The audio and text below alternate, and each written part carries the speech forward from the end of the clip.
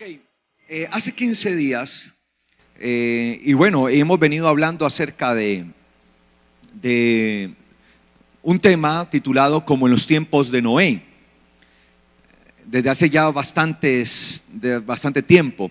Pero hace 15 días estábamos abordando el tema de Génesis 6:11. Génesis 6:11. Estamos hablando, venimos hablando de cómo la tierra se había ¿qué? Corrompido. Había entrado en un estado de corrupción. Y fue una de estas las situaciones que derivó en que el Señor enviara su juicio. Ahora, el Señor envía su juicio para limpiar la tierra, en realidad. Porque cuando algo se corrompe, pues hay que eliminar lo corrupto, ¿sí? La manzana que está corrompiendo y que está dañando a las demás es la primera que hay que sacar y eliminar. Asimismo, cuando muchas veces hay un pedazo de lámina y empieza a corroerse, pues hay que quitar el pedazo que está corroído para cambiarlo, porque si se deja sigue causando más daño. Así es la corrupción. Y estamos entendiendo lo que dice Génesis 6:11, pues nuestro Señor advirtió que antes de su regreso, la sociedad que viviría antes de su regreso sería una sociedad similar a la que vivió en los tiempos de Noé, por lo cual el Señor envió su juicio, que comúnmente conocemos como diluvio. Y dice 6:11 de Génesis: y la tierra se había corrompido en presencia de Dios, por lo cual se llenó la tierra ¿de qué? De violencia. Entonces estamos entendiendo esto de qué es corromperse, qué es que entre esa corrupción. Y hace 15 días habíamos estado hablando y vimos el texto de Jeremías capítulo 13, de esa visión que el Señor le da a Jeremías con un cinto, y cómo este cinto que representa al pueblo y que hoy también representa a la iglesia se había ¿qué? Corrompido. Pero quiero que hoy veamos algo al respecto de otra cosa respecto a lo que es la corrupción. Y quiero que me acompañe a Ezequiel 28:17. Y quiero que entendamos hoy acerca de la corrupción de la sabiduría.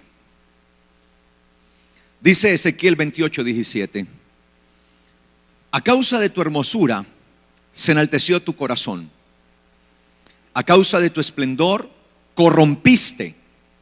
Shahat, la palabra corromper en hebreo, ¿sí? Corrompiste, que es destruir tu sabiduría. Por tanto, yo te arrojo por tierra y delante de los reyes te pondré por escarnio, por espectáculo. Vamos a entender ese texto desde su contexto, el capítulo 28. Y para eso vamos a estudiar el capítulo 28 de Ezequiel todo. Dice la palabra allí del profeta Ezequiel: vino a mí palabra de Yahweh diciendo: hijo de hombre, di esto al príncipe de Tiro. Así dice Adonai Yahweh: por cuanto se enalteció tu corazón, ¿sé qué? Se enalteció tu corazón y dijiste: yo soy Dios. Y en el sitio de Dios, en la silla de Dios, en el puesto de Dios, en el lugar de Dios, estoy sentado en medio de los mares. Pero tú eres hombre y no un Dios, aunque has puesto tu corazón como el corazón de Dios. Cuando nosotros empezamos a ver esto y vamos a desglosar todo el texto, este texto es fascinante y hay tantas enseñanzas para sacar de él. Y de este texto se han hablado muchas cosas y se han hecho mucha exégesis o mucha interpretación respecto a este texto, ¿sí? Y obviamente el texto debe verse primeramente desde su punto de vista histórico, desde su punto de vista de contexto. Una profecía en contra de aquel príncipe, de aquel gobernante de Tiro, de esa región llamada Tiro. Obviamente este texto también muchos exégetas o maestros, intérpretes, lo aducen a algo que tiene que ver con Satanás, Y eso lo vamos a ver más adelante. Pero dice acá, hijo de hombre, di al príncipe de Tiro. Lo que vemos acá es una sentencia, es un canto profético en contra de un rey, de un príncipe, de un gobernante. En este caso, el gobernante de Tiro. ¿Cuál fue el problema de este gobernante de la región de Tiro? Dice, así dice Adonai Yahweh, por cuanto se enalteció, ¿qué? Tu corazón. El primer problema que hubo en él fue, ¿qué? El enaltecimiento, ¿sí? Se enalteció tu corazón.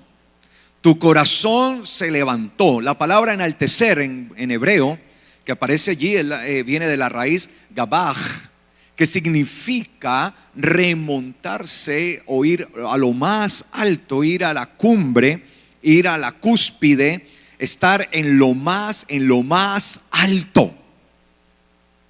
Y ese es el problema básico de nuestra sociedad y lo que hubo en el tiempo de Noé. El enaltecimiento del corazón del ser humano.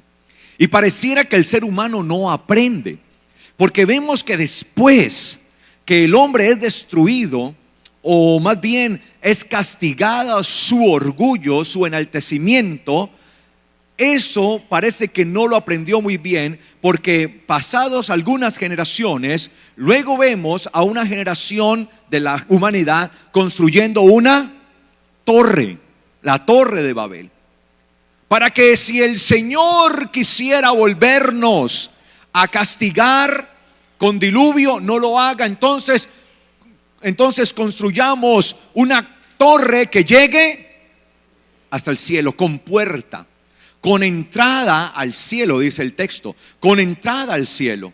Y ese es el problema básico del hombre, que siempre quiere remontarse más allá de lo que el eterno Dios le permite. Quiere traspasar los límites. Y nosotros debemos entender que el orgullo tiene un problema básico, y es que no respeta los límites. Y en el Señor siempre habrá, ¿qué? Límites. De hecho, sus normas, sus mandamientos, su Torá, su instrucción, son límites que Él ha puesto para que no nos desbordemos. Miren lo que me pasó en medio de aquel paseo.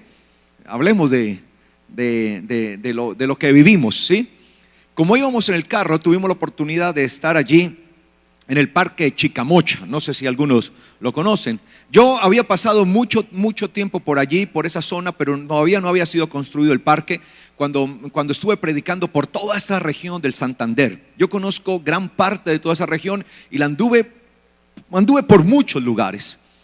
Pero construyeron ahí un parque muy hermoso, el Parque Nacional de Chicamocha, Panachi, ¿sí? Y ese parque aprovechamos y lo visitamos. Y había ya un ofrecimiento para hacer parapente, ¿sí? Tirarse, ¿no? Y poder ver el cañón del Chicamocha y todo eso. Y cuando yo vi eso, le dije a mi hija, wow, mira esto y qué bueno. Y verdad, y decidimos ir allá a hacer el parapente, ¿no? Y allá estábamos en todo eso, y primero fue el turno de mi hija, porque cuando hay pocos vientos mandan a los delgaditos, pero a los pesados nos dejan de últimos. A mí me tocó esperar bastante, ¿sí? Entonces llegó mi turno y empezamos allí a ver, y de verdad era un espectáculo estar a esa altura. Estábamos a 1500 metros de altura, ¿sí? Sobre el cañón, y era algún espectáculo, y yo sentía como que flotaba como las águilas. Yo decía, wow, Señor, y sentía como que todo pasaba en cámara lenta, ¿no? Y yo veía eso, yo estaba estupefacto viendo todo ese panorama de esa altura, eso tan hermoso y todo eso. Y yo estaba allí tranquilo, sereno, diciendo, esta es la vida que me merezco. Así, ¿no? Viéndolo todo así. Y de repente me da por decirle al instructor que iba conmigo, ¿podemos subir más? Porque ese era el límite, ¿no? Es donde llevan a la gente. ¿Quieres subir más? Pues sería bueno. ¿Cómo se siente? Yo me siento de maravilla, bien, muy bien. Está bien. Bueno, vamos a subir un poco más. Y empezamos a subir, ¿sí? Llevamos casi a los 2000 metros. Cuando estábamos allá, empecé a sentir una turbulencia a la tremenda. Y eso empezó a agitarme de arriba para abajo. Y empezaron yo era ya el descanso que tenía yo se convirtió en angustia. De repente le dije, ¡una bolsa! Y vomité todo lo que había desayunado. Y lo más tremendo era que le decía yo, baje. Y no podíamos bajar. Nos cogí una bolsa de aire y no podíamos bajar. Y yo, baje. Y ya no tenía yo que vomitar. Y era una sensación horrible porque hacía, y ya lo había vomitado todo. Y yo, baje. Y él, ya, un momento, que están muy fuertes los vientos. Y todo eso. Y hicimos 5 intentos de bajar. De hecho, para el aterrizaje se estaba complicando también. 5 intentos para aterrizar y nos tuvieron que bajar con una cosa por allá, tirar algo, porque todo el mundo descendía lo más de bueno, pero nosotros tuvieron que bajar. Y yo, Dios mío, y eso llegué vomitado, pero lo boté todo. Lo único que él me decía, no vaya a soltar la bolsa, me decía el instructor. Y yo, Dios mío, ¿qué fue eso? ¿Qué pasó? Y me bajé mal geniado, ¿sí? Y mal geniado, me tocó que salir de allí para la enfermería. Me tuvieron que dar hidratación, pasar ahí como 2 horas en la enfermería. Y yo, no puede ser. Se me dañó el paseo a mí. Y verdad, yo estaba así, Pero luego, al tiempo, yo le dije, bueno, Señor, ¿qué lección? Y el Señor empezó a darme una lección a través de eso. Y me dio una lección, me dijo, eso es lo que pasa por querer ir más allá de los límites. Y cuando tú te sobrepasas el límite, empiezas a salirte de mi voluntad. Eso que te pasó allá es una experiencia que debes aprender en la vida. Ni se te ocurra pasar los límites. Yo te he subido, Carlos. Yo te he puesto arriba. Pero te he puesto un límite. Y si te sobrepasas, ya sabes lo que te va a pasar, a suceder. Claro, el vómito, todo eso disculpe que hable de esto, pero eso fue lo que me pasó. Pues obviamente eso es hediondo, es la suciedad. Yo llegué y parte de eso, con esa turbulencia, la bolsa se me pasó acá a la camisa. Eso me tuvo que llevar a lavar de todo. O sea, una cantidad de cosas. De verdad, ¿sí? Yo decía, claro, eso fue lo que pasó. Y eso es lo que pasa. Y eso es lo que le ha pasado a muchos. Que el Señor los levanta, pero parece que ese límite no les es suficiente. Porque quieren ¿qué? Más. Y por eso el Señor le decía a Israel, y me recordaba esa palabra, cuando el Señor le decía a Moisés, dile a los hijos de Israel que se acerquen, pero que respeten los límites, que no traspasen el límite, porque yo me mostraré a ellos en medio de mi gloria, pero que no traspasen los límites, porque quien lo traspase morirá. Y el orgullo nos lleva a pasarnos los límites. Claro, yo me sentí ahí el macho, ¿no? 1500 metros, yo puedo, no, vamos, ¿qué tal si subimos más que lo que suben todos los demás? ¿Qué tal si vamos más allá? Porque todos se quedan aquí, yo quiero más.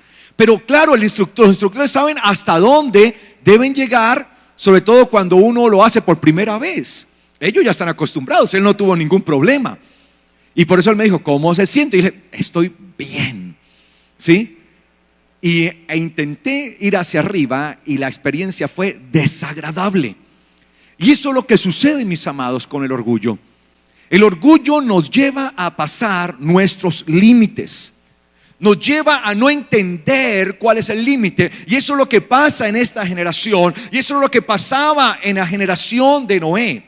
Y por eso, hablándonos de este príncipe, que era un príncipe, que era el rey, que era el gobernante de una ciudad muy prestante, de una ciudad muy importante que era Tiro, pero una ciudad que se había entregado a la idolatría. Una ciudad que se había entregado a la prostitución, al paganismo, su misma contratación. Era Tiro un lugar, un puerto tan poderoso, tenía tanto comercio, tantas relaciones, se había enriquecido de una manera tan poderosa que el gobernante de esa ciudad empezó a creerse Dios. Y cuando uno empieza a creerse Dios, Tal vez un Jehová Junior, como dicen algunos. ¿Sí? Empiezan a creerse Dios. Es cuando van no a ver la gloria de Dios, sino que van a ver el juicio de Dios. Y dice acá: hijo de hombre, di al gobernante de Tiro, así dice Adonai Yahweh, por cuanto se enalteció. ¿Sí? Enalteció, esa palabra allí, enaltecer, téngala bien presente. La palabra gabaj en hebreo, remontarse a lo más alto, ¿sí? Elevarse, ¿sí? Mucho más allá. Se enalteció tu corazón y dijiste: yo soy un Dios, y en el lugar de Dios, en el asiento de Dios. Algunas versiones lo traducen como trono, pero pues ahí no dice para la palabra trono como tal, que es la palabra kiseh en hebreo. Sí, pues ahí dice moshav, que es la palabra asiento, donde uno se sienta, pero obviamente es el asiento de Dios, pues el trono podríamos decir, sí, sin ningún problema. No es que esté mal traducida trono, pero aclaro esto: en el lugar de Dios estoy sentado en medio de los mares. Los mares aquí hacen referencia a ¿quiénes? A las naciones, a las multitudes. De hecho, eso lo dice Apocalipsis. Cuando en Apocalipsis se va a explicar la cuestión de los mares, no es que donde aparezca la palabra mares o mar siempre signifique eso, sino que en este caso, figurativamente, los mares significan los pueblos. Así lo enseña Apocalipsis. Los mares que has visto, le dice el Señor a Juan, son los pueblos y muchedumbres. ¿Qué son los mares? Pueblos y muchedumbres. Claro, este hombre se sienta, gobierna sobre muchos, gobierna sobre multitudes. Y dice acá: y te has sentado en medio de los mares, pero tú eres, y le recuerda al Señor, tú eres un Adam. ¿Tú eres un qué? ¿Tú eres un qué? Un Adam, un hombre. Adam, tú eres Adam. Literalmente, sí, cuando vemos allí, el texto hebreo dice literalmente: Ata Adam, tú eres Adam. Le recuerda: tú eres Adam, tú eres hombre. Le recuerda quién es. Y ese ha sido el problema del ser humano desde un principio. Desde el principio el ser humano quiso ser así. Ahora, dice acá: pero tú eres un hombre y no Dios, aunque hayas puesto tu corazón como el de un Dios. Ezequiel 28:3. He aquí, eres más entendido que Daniel. Imagínese, más que el mismo profeta Daniel. Bueno, aunque Daniel no fue profeta, aunque él profetizó, fungió como profeta, pero no fue profeta del pueblo como tal. Y ningún misterio te es oculto. Con tu habilidad e inteligencia has adquirido riquezas y acumulaste oro y plata en tus tesoros. Mire, con tu habilidad, ¿sí? Con tu inteligencia, eres muy hábil, eres una persona que tiene cierta habilidad. Así lo traducen algunas versiones. Pero cuando nosotros vamos a ver la palabra que está traducida allí, es la palabra sabiduría, que es la palabra jochma.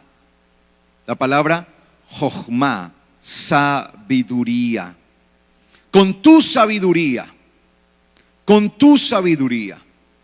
y con tu inteligencia, con tu entendimiento, esa inteligencia, tebuná, inteligencia, has acumulado para ti mismo riquezas.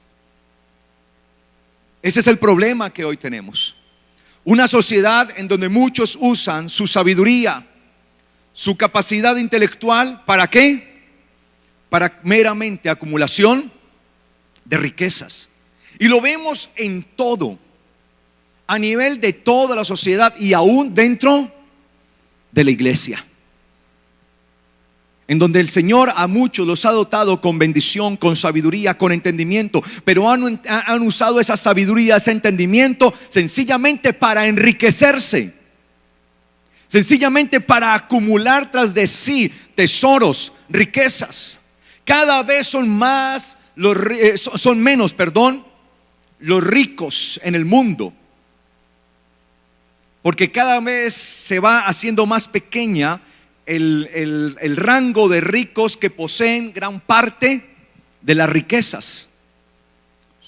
Son muchas las riquezas, muchísimas.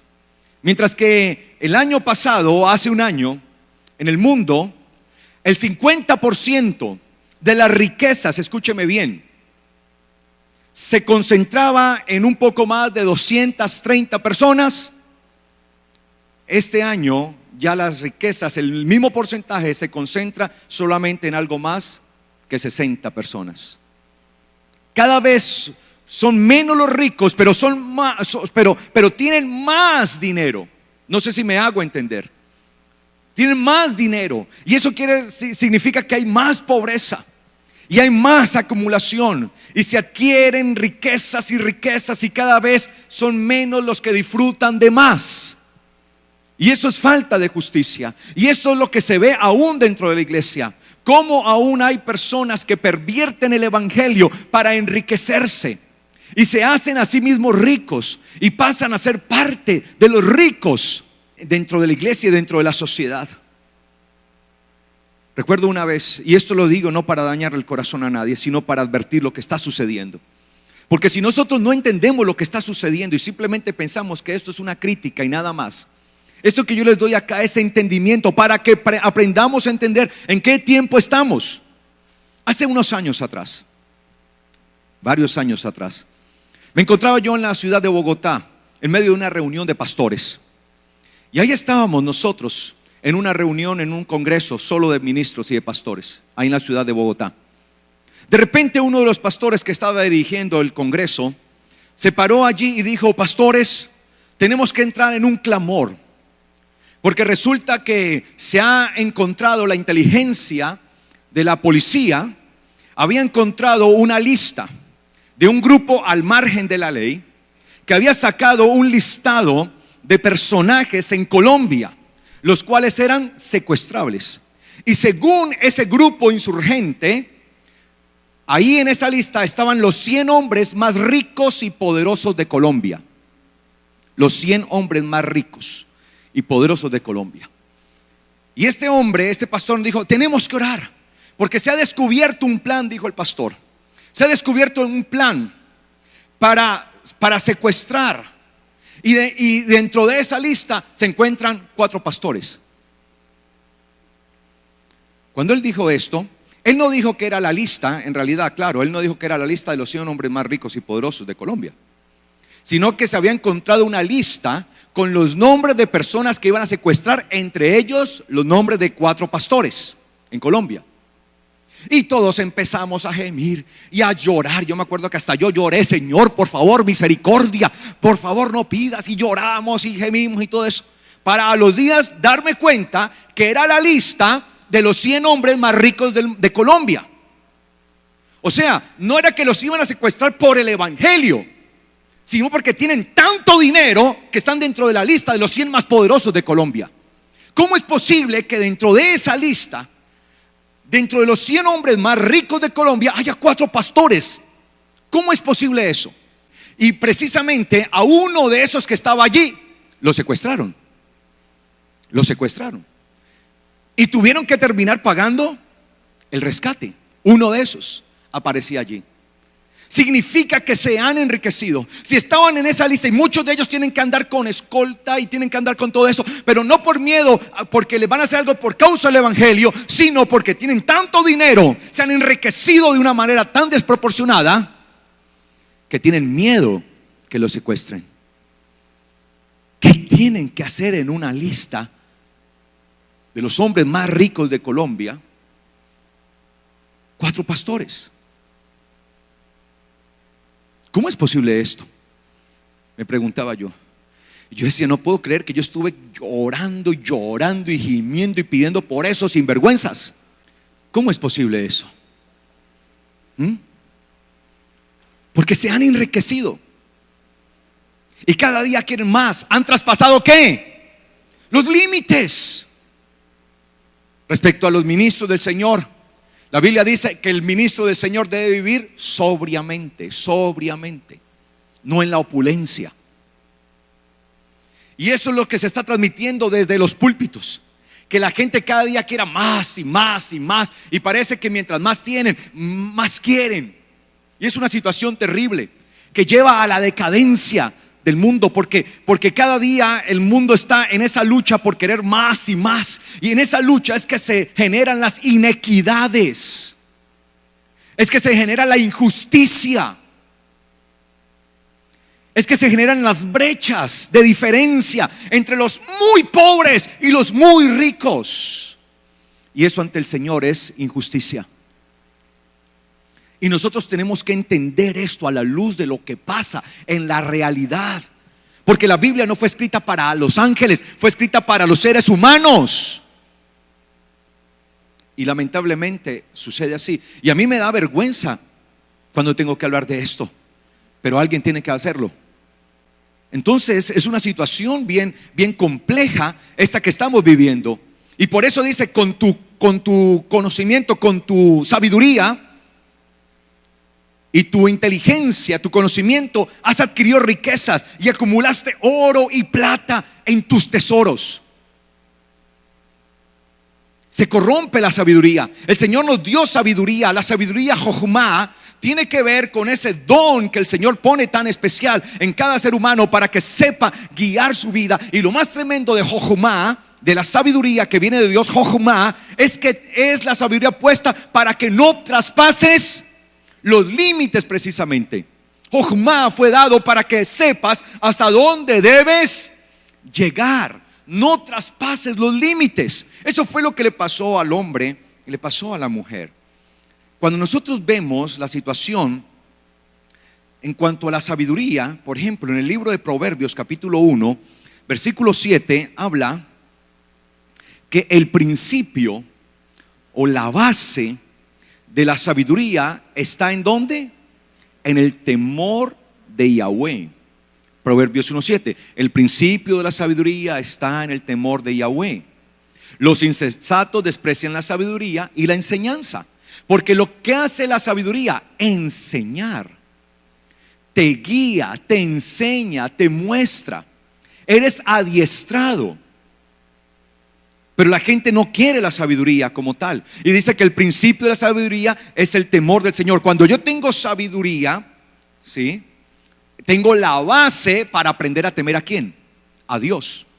La sabiduría, en pocas palabras, es la base del temor de Dios. Por tanto, si yo quiero aprender a temer a Dios, debo tener ¿qué? Sabiduría. Es la base del temor a Dios. ¿Por qué no hay temor de Dios hoy en el hombre? Porque ha despreciado ¿qué? La sabiduría. Por eso vemos ahí en el mismo Proverbios 1, el capítulo 1, el versículo 29 dice: por cuanto aborrecieron la sabiduría, no escogieron el temor de Yahweh. Cuando se aborrece la sabiduría, el temor de Yahweh es desechado. El temor a Yahweh es aprender a hacer conforme ¿a qué? A su Torah, a su instrucción, a sus mandamientos. Por tanto, cuando hay temor en mi vida, hay temor en nuestra vida de Yahweh, eso nos invita a entender hasta dónde debemos ¿qué? Llegar. Por ejemplo, uno de los mandamientos de la instrucción de Dios, de la Torah de Dios, dice que no hay que adulterar. Eso es un ¿qué? Un límite.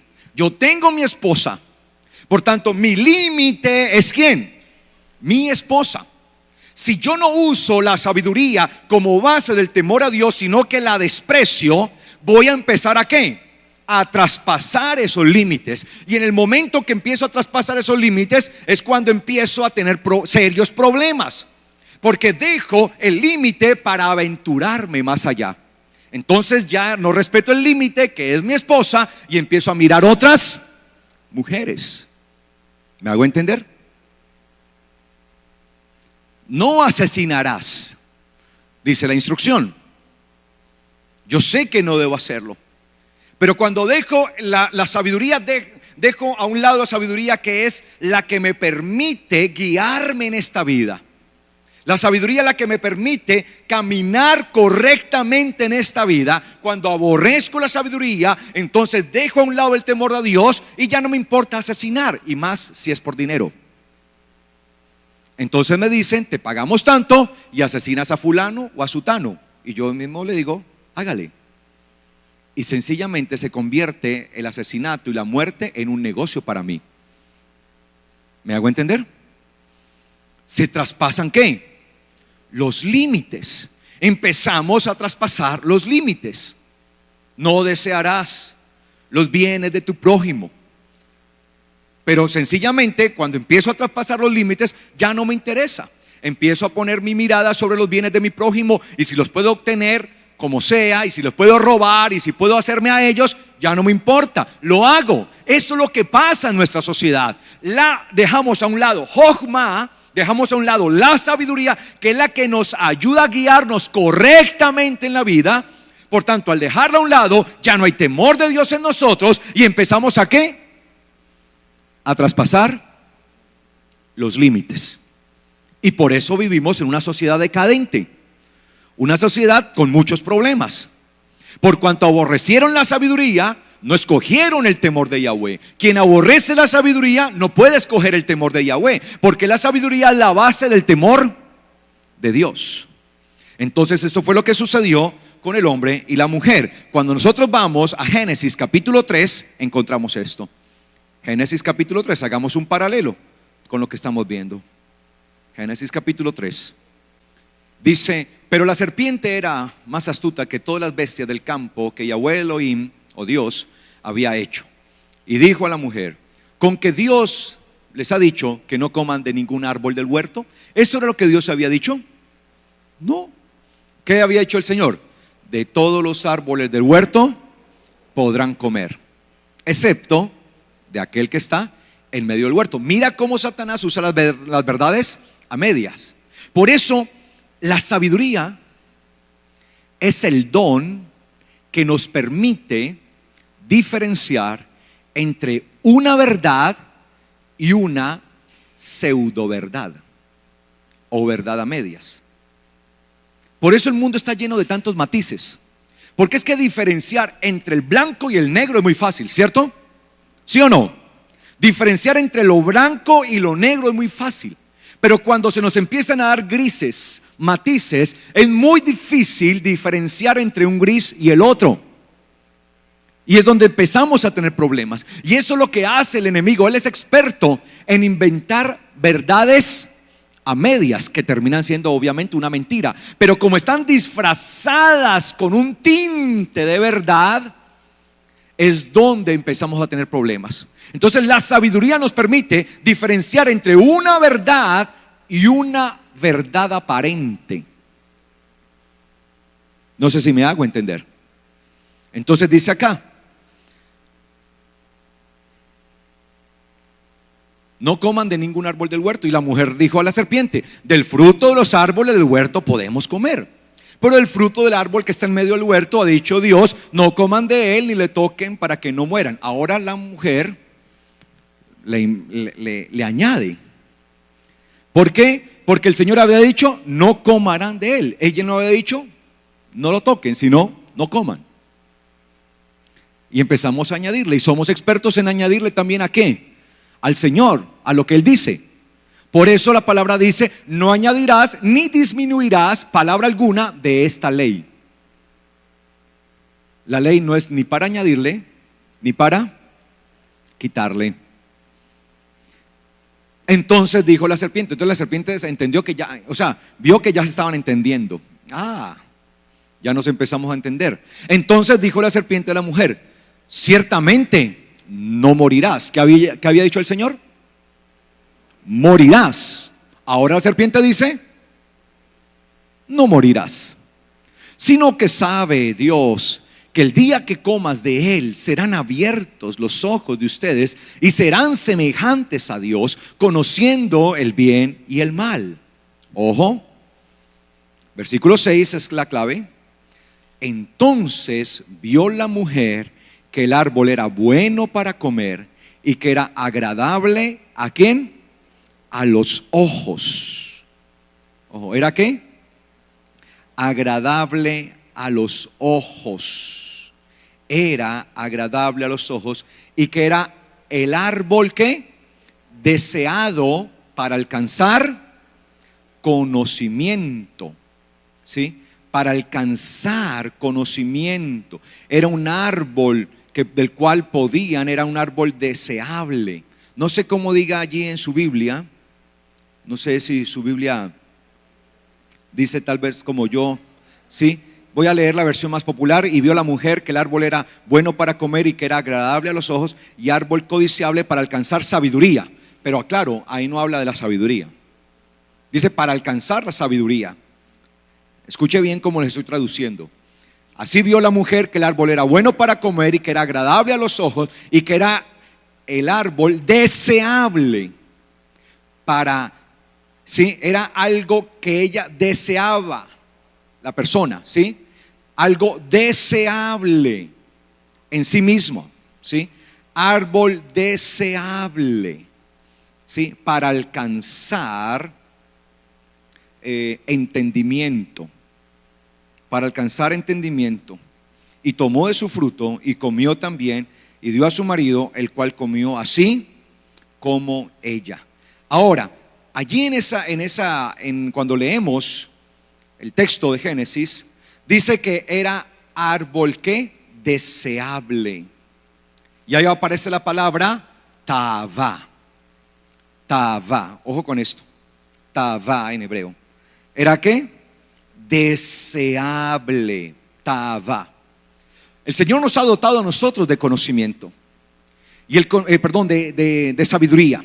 Y como les digo, la sabiduría Jochma en hebreo, esa sabiduría Jochma que viene de parte de Dios, tiene como propósito guiar al hombre en su vida, mostrándole continuamente cuál es su límite. Sin embargo, está el deseo en el hombre. Y ahí es donde pelean la sabiduría y ¿qué? Y el deseo. La sabiduría y el deseo. La sabiduría y el deseo. La sabiduría te dice hasta aquí llegas, pero el deseo te impulsa más allá. Cuando estaba en el parapente, la sabiduría que decía hasta los 1500 metros, pero el deseo que dijo más, un poquito más, se puede un poco más. ¿Qué tal si vamos más allá? Y ahí vinieron los resultados. Eso es lo que pasa. Cuando nosotros dejamos de actuar en sabiduría, Jochma, empezamos a actuar por Tavá, por deseo, por emoción, por lo que yo quiero, por lo que a mí me place, por lo que me causa placer. Es mi placer, es mi deseo, es lo que yo quiero alcanzar, son mis propios límites. Nadie me va a poner a mis límites, yo soy el que pone los límites. Entonces dejó de usar Jochma para empezar a usar Tavá, su propio deseo. Y por eso dice allí el versículo, dice, y vio que el árbol era agradable a los ojos y que era árbol deseable para alcanzar conocimiento. Por tanto tomó de su fruto y comió, y dio también a su marido que estaba con ella, y él comió. Se dejaron llevar más por el deseo, más por las cosas propias, más por el orgullo, más por la arrogancia, porque yo puedo ir más allá. No me importan los límites, no me importa que el Señor haya dicho no traspasen límites, no me importa sus mandamientos, no me importa su Torah, yo voy más allá. Y cuando el hombre empieza a actuar de esa manera, es donde empieza su fracaso, porque este sería el detonante, el fracaso del ser humano. Y todos conocemos la situación, lo que esto provocó: el desbordarse detrás de los deseos, el desbordarse detrás del placer, detrás de la búsqueda de mis propias cosas, de lo que yo quiero. Es la búsqueda de lo mío. No me importa lo que Dios haya dicho. Si es lo que Él ha dicho se convierte en un obstáculo, lo hago a un lado, pero quiero alcanzar mis cosas. Y así es que piensa continuamente el hombre. Y lamentablemente dentro de la iglesia se está enseñando a pensar de la misma manera. De hecho, una frase que se ha vuelto común dentro de la iglesia en general es: vamos por más.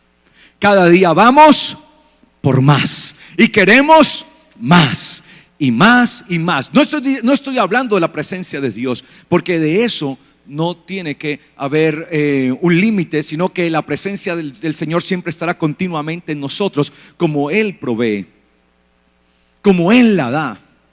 Estoy hablando del deseo de las cosas, y por eso cada día nos enrumbamos hacia un mundo que está deseoso de sus propias cosas, y ese deseo de las propias cosas es lo que nos lleva a no considerar lo que Dios ha dicho, a no considerar su palabra. Por lo tanto, si Jochma se vuelve en un obstáculo para mí, lo hago atrás. No me muestres más los límites, Jochma. Sabiduría, no me muestres más los límites no me vas a poner límites, los límites los pongo yo, y voy a ir más allá. Y cuando empiezo a atravesar los límites que la Jochma me dice que debo tener, es cuando empiezo a entrar en una situación de bastante maldición, pues es cuando empiezo a creerme a mí mismo Dios. ¿Qué fue lo que le dijo la serpiente a la mujer? ¿Serás qué? Serás como Dios. Serás como Dios. No morirán, sino que sabe Dios que el día que coman de él, sí, serán como Dios. Cuando una persona no acepta los límites que Jochma le enseña o que Jochma le da, sencillamente se empieza a volver a sí mismo ¿como quién? Como Dios. Se considera a sí mismo un Dios. Y la palabra dice que solo hay un Dios, Yahweh, el eterno creador, y no hay Dios fuera de él. O es él o somos nosotros. ¿Y quién crees que es el verdadero Dios? Por eso el hombre en tiempo de Noé se había constituido a sí mismo como un Dios. La sociedad se creía a sí mismo Dios, y se habían levantado en contra del Señor, y por eso tuvo que venir un juicio de parte del Señor. Porque lo primero que hacemos es desechar su entendimiento, es desechar su sabiduría, es desechar su palabra. No queremos límites porque pensamos que la ley de Dios es un estorbo, cuando no entendemos que son los límites que son necesarios para nuestra necesaria edificación y desarrollo. Eso es, los mandamientos son necesarios en nosotros. ¿Qué sucedería ahora que que fuimos a la costa? Obviamente tenemos que atravesar toda la cordillera. Es un paisaje muy hermoso. Pero cuando empezábamos en el carro a atravesar, empiezan a verse unos paisajes hermosísimos, pero así mismo unos abismos tremendos. Y en toda la carretera de esos abismos hay unas barandas. Esas barandas están ahí para molestarle la vida a uno, para decirle a uno, ja, ja, ja, no te voy a dejar pasar más de aquí, para hacerle la vida a uno de cuadritos. No, están para advertirle: si te pasas de aquí, te vas al abismo. Nadie en su sano sentido piensa que eso es un estorbo y dice: ¿por qué me ponen estas barandas? Las voy a quitar y voy a andar el carro por ahí. Nadie. ¿O sí? Porque apenas volteas a mirar, allá está el abismo. Y si traspasas esas barandas y si te vas más allá, pues terminas en el abismo. Así son los mandamientos del eterno Dios. Y Jochma nos permite entender eso. Nos permite entender que hay límites y que si traspasamos los límites nos vamos a morir. Nos vamos literalmente al abismo espiritual. Entonces dice acá que ellos despreciaron. Entonces, ¿qué hicieron? Despreciaron Jochma, despreciaron lo que Dios les había dado. Mire este texto de Números 11:34 para compararlo con esto que estamos viendo de Génesis. Números 11:34, esto es algo tremendo. Y espero que no haya ninguno de estos aquí. Dice la palabra que el pueblo empezó a renegar contra Dios cuando iban por el desierto. Y empezaron a pedir ¿qué? Carne. queremos comer carne. Hicieron una huelga, ¿no? Y empezaron a pedir allí, ¿sí? Carne. Y dice la palabra ahí en Números 11:30. Y Moisés volvió al campamento, él y los ancianos de Israel. Y vino un viento de parte de Yahweh y trajo codornices del mar y las dejó sobre el campamento un día de camino a un lado y un día de camino al otro, alrededor del campamento, y casi 2 codos sobre la faz de la tierra. Entonces el pueblo estuvo levantado todo aquel día y toda la noche y todo el día siguiente recogiendo codornices. Y el que menos recogió 10 montones y las tendieron para sí a lo largo alrededor del campamento. Querían carne y el Señor: ¿quieren carne? Pues les voy a dar toda la que quieran. Y les mandó. Y lo único que hizo esto fue desarrollar en ellos ¿qué? Su codicia. Oh, más. Porque no entendían que lo que el Señor les estaba proveyendo era lo necesario. Muchas veces no entendemos que lo que el Señor está proveyendo para nosotros es lo necesario, lo que nosotros realmente necesitamos, lo que Él sabe que necesitamos. Es como que yo intente prepararle, a mí me gusta mucho el salmón, entonces por eso pongo ese ejemplo, ¿sí?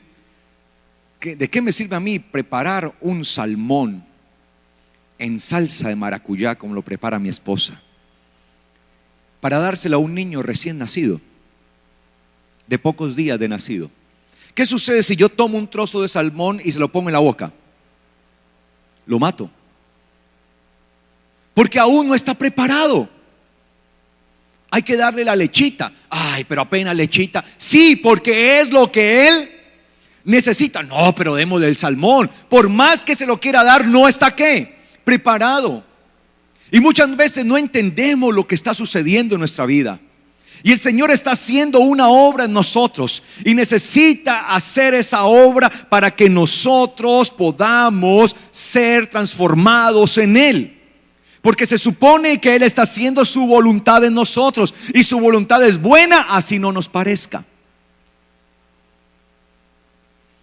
Pero empezamos a renegar. Israel empezó a renegar. El Señor les está dando lo que ellos necesitaban, pero su codicia, su tavá, su deseo los llevó a exigir, a pedir más. Porque el que se deja guiar por tavá, por su deseo, y hace un lado jochma, la sabiduría de Dios, la hace un lado, empieza a volverse una persona insaciable. Mientras más le dan, más quieren. Así son los ricos. Quieren tener más y más dinero. Y así son muchos que se han vendido en el evangelio, que han vuelto del evangelio una mercadería. Mientras tienen más quieren y más quieren y más quieren, y se vuelven insaciables. Y dice acá,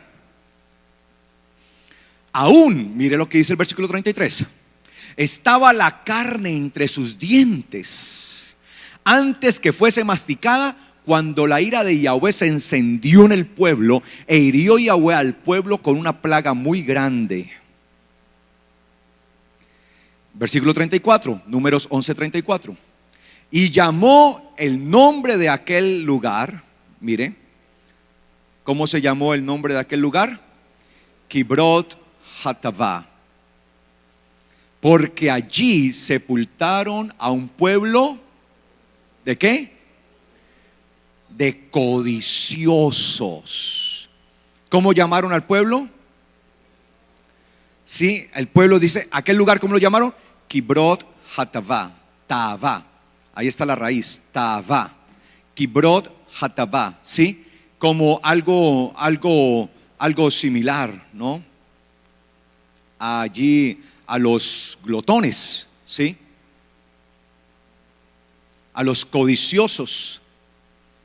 Por eso llegó a llamarse de esa manera, porque era un pueblo que era glotón, ¿sí? Un pueblo que se había dejado llevar, ¿por quién? Por la codicia. Se habían dejado de llevar sencillamente por toda esa gula. Literalmente, Kibrot Hatavá significa tumbas Kibrot Hatabat, significa tumbas de los glotones o de los codiciosos. Tumba, ¿dónde terminan? ¿Dónde terminan los codiciosos? ¿Dónde terminan? En una tumba. Y no estoy hablando de una tumba de un cementerio físicamente, porque todos tal vez vamos a terminar allá si es que el Señor no ha venido por nosotros. Estoy hablando de una tumba espiritual, su muerte espiritual. Sencillamente cavaron su propia tumba. Empezaron a ir en contra de Dios. El Señor les estaba dando su provisión. Les estaba dando lo que Él sabía que ellos necesitaban, pero ellos pensaban que necesitaban ¿qué? Otra cosa, algo diferente, y se rebelaron contra Dios y hablaron en contra de Dios y vinieron en contra de Él. Y el Señor les dijo: sí, pues tengan. Y les manda cantidad de codornices para que coman. Y como dice, lo describe en el libro de los Salmos, comieron codornices hasta que se les salió por las narices. Entonces, mis amados, vivimos en un tiempo de peligro, porque la misma sociedad que vivió en los tiempos de Noé, la misma que se está desarrollando hoy, y es una sociedad sencillamente que ha despreciado la sabiduría, ha despreciado los límites. Y como lo estamos viendo allí, que el tema central está en Ezequiel, volvamos a Ezequiel 28 para concluir esta primera parte de este tema, porque esto, recuerda que tenemos que llegar hasta el versículo 17, donde dice: a causa de tu hermosura se enalteció tu corazón y a causa de tu esplendor te corrompiste. Dice allí: con tu sabiduría, versículo 4, Ezequiel 28:4, con tu sabiduría y tu conocimiento has adquirido riqueza y acumulaste oro y plata en tus tesoros. Versículo 5, con tu gran conocimiento,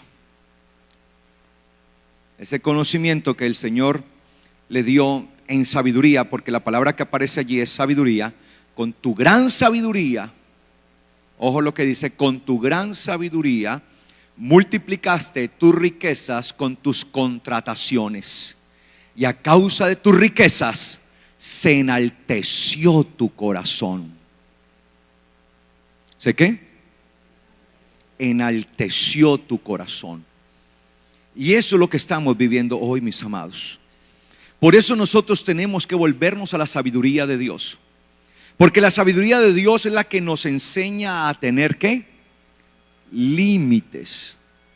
Cuando nosotros despreciamos la sabiduría de Dios, Jochma, sencillamente empezamos a traspasar los límites. Y cuando traspasamos los límites nos desbocamos. Y aunque pensamos que vamos en caída libre y es algo muy, muy lindo, muy glorioso, se nos olvida que abajo está el piso. Y mientras vamos en caída, qué disfrute, ¿no? Qué hermosa caída. Aquí voy cayendo, nadie me detiene, soy un Dios. Pero cuando lo reciba al piso, entenderá quién es Él: un simple hombre. Eso fue lo que le dijo el Señor al rey de Tiro, al gobernante de Tiro: acumulaste tanto poder y tantas riquezas, pervertiste la sabiduría. Te había sido una sabiduría tan grande que eras más sabio que Daniel, pero usaste tu sabiduría para acumular ¿qué? Riquezas, oro y plata en tus tesoros. Tu gran sabiduría la usaste para multiplicar tus riquezas con contratos, y a causa de tus riquezas se enalteció tu corazón. Vamos a dejar hasta aquí esta primera parte de esta enseñanza de Ezequiel 28, porque el propósito es seguir estudiando esto para entender, por último, el versículo 17, que dice: a causa de tu hermosura, ojo con eso, se enalteció tu corazón, a causa de tu esplendor corrompiste ¿qué? Tu sabiduría. Vivimos en un mundo que está corrupto, y una de las primeras cosas que se está corrompiendo es la sabiduría. Al corromperse la sabiduría, no hay límites y el hombre se desboca. ¿Me hago entender? Que el Señor nos dé su sabiduría. Por eso dice la palabra: si alguno tiene falta de sabiduría, pídala a Dios creyendo que Él es el que la da. Necesitamos la sabiduría ¿de dónde? De los cielos. Para que Tabá, el deseo de nosotros, no se desboque y solamente busquemos nuestras propias cosas, nuestra codicia se aumente. Coloquémonos de pies, por favor.